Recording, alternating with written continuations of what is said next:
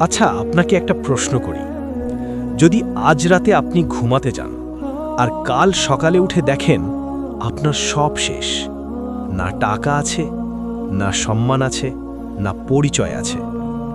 কারণ মানুষের টাকা না থাকলে তখন সেই সময় মানুষ আপনাকে চিনেও চিনবে না। তখন আপনি কি করবেন? চিৎকার করবেন, না আপনি একেবারে ভেঙে পড়বেন, নাকি বলবেন হাসবি আল্লাহু ওয়া নিমাল ওয়াকিল, আল্লাহই আমার জন্য যথেষ্ট, তিনিই উত্তম অভিভাবক। কিন্তু এই কথাটা বলা যত সহজ, বাস্তবে মানা কিন্তু তত সহজ নয়।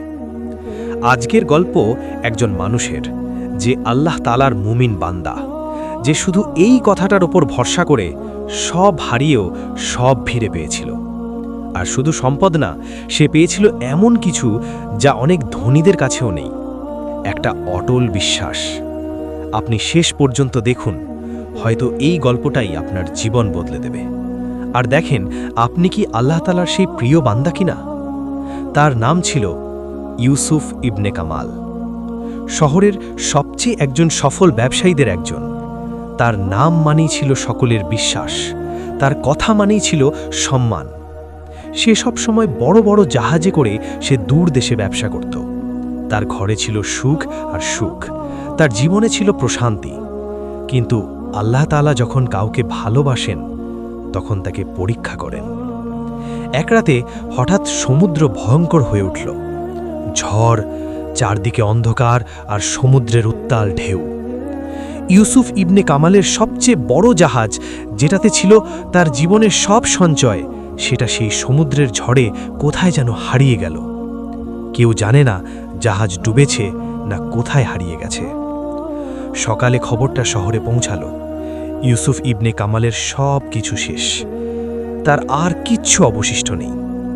আর সেই দিন থেকেই তার জীবনের সব কিছু বদলে গেল।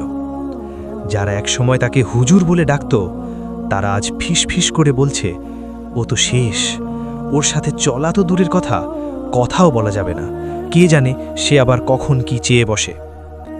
ঋণদাতারা দরজায় ধাক্কা দিচ্ছে তাদের ঋণীর টাকা নিতে, বন্ধুরা দূরে সরে যাচ্ছে, বন্ধুদের ডাকলেও শুনেও শুনছে না। একদিন তার ছোট ছেলে এসে বলল, আব্বা, আমরা কি গরিব হয়ে গেলাম? একটা মুহূর্ত, এই প্রশ্নটা যে কোনো বাবাকে ভেঙে দিতে পারে। কিন্তু ইউসুফ ইবনে কামাল ভাঙলেন না। তিনি ছেলেকে বুকে জড়িয়ে বললেন, আমরা গরিব হইনি বাবা, এটা আমাদের পরীক্ষা নেওয়া হচ্ছে। এক সময় তারা শহরের এক কোণে একটা ভাঙা অন্ধকার ঘরে আশ্রয় নিল। ঘরে খাবার নেই, কোনো কাজ নেই, কোনো রকমে তার দিন পার হচ্ছে। কিন্তু একটা জিনিস কমেনি, তার সেজদা। রাতে সবাই ঘুমিয়ে গেলে ইউসুফ ইবনে কামাল দাঁড়িয়ে যেতেন তাহাজ্জুদে, চোখে পানি কিন্তু মুখে অভিযোগ নেই। তিনি শুধু বলতেন, হে আল্লাহ, আমি বুঝতে পারছি না আমি এখন কি করব, কিন্তু আমি বিশ্বাস করি হে আল্লাহ তাআলা, আপনি ভুল করেন না, নিশ্চয়ই আপনি উত্তম পরিকল্পনাকারী। কিন্তু তার মুখ থেকে হাসি কমে না। এটা দেখে একজন লোক তাকে জিজ্ঞেস করল, তুমি এত শান্ত কেন? তোমার তো সব শেষ। ইউসুফ ইবনে কামাল হেসে বললেন, সব শেষ হয়নি, কারণ আমার আল্লাহ আছেন। যদি তিনি আমার সাথে থাকেন, তাহলে আমি কিচ্ছু হারাইনি। এটাই আল্লাহ তাআলার প্রতি তাওয়াক্কুল। যখন সব কিছু অন্ধকার লাগে, তখনও অন্তর থেকে বিশ্বাস করা, আল্লাহ সব ঠিক করে দেবেন। কয়েক মাস পর একজন অচেনা মানুষ শহরে এলো। সে ইউসুফ ইবনে কামালকে খুঁজছে। আশেপাশের লোকদের জিজ্ঞেস করছে ইউসুফ ইবনে কামালের কথা। কিন্তু লোকজন বলছে, আপনি কেন তাকে খুঁজছেন? তার তো এখন আর কিচ্ছু নেই, সে এখন এই শহরের সবচেয়ে গরিব অভাবী লোক। সেই লোক বলল, আপনারা তার ঠিকানা দেন, আমার খুব তাকে দরকার। পরে তাকে পেয়ে একটা চিঠি দিল। সেই চিঠিতে লেখা, তোমার জাহাজ ডোবেনি, হঠাৎ সমুদ্রের ঝড়ে পথ হারিয়ে আমরা অন্য বন্দরে চলে গিয়েছিলাম, এখন সেটা ফিরে এসেছে সব সম্পদ সহ। এক মুহূর্তের জন্য সময় যেন থেমে গেল। ইউসুফ ইবনে কামাল মাটিতে সেজদায় পড়ে গেলেন, কাঁদছেন, কিন্তু এবার কোনো কষ্টে না, কৃতজ্ঞতায়। আল্লাহ তাকে শুধু তার সম্পদ ফিরিয়ে দেননি, বরং তার অন্তরকে ধনী করে দিয়েছেন। এখন মানুষ তাকে আরও বেশি সম্মান করে।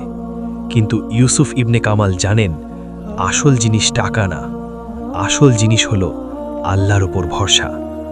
আপনি আজ অনেক কষ্টে আছেন, হয়তো সবকিছু ভেঙে যাচ্ছে, মনে হচ্ছে আল্লাহ আপনার দোয়া শুনছেন না। তাহলে মনে রাখুন, আল্লাহ কখনো দেরি করেন না, তিনি শুধু সঠিক সময় বেছে নেন। আপনার ক্ষতি হয়তো আপনার সবচেয়ে বড় নিয়ামত হতে চলেছে। যদি আপনি বিশ্বাস করেন আল্লাহই আমার জন্য যথেষ্ট, তাহলে কমেন্টে লিখুন হাসবি আল্লাহু ওয়া নি'মাল ওয়াকিল। আর এই ভিডিওটা শেয়ার করুন, কারণ হয়তো আপনার শেয়ারটাই কারো ভাঙা হৃদয় জোড়া লাগাবে, কারো ভেঙে পড়া থেকে আবারও দাঁড়াতে সাহায্য করবে।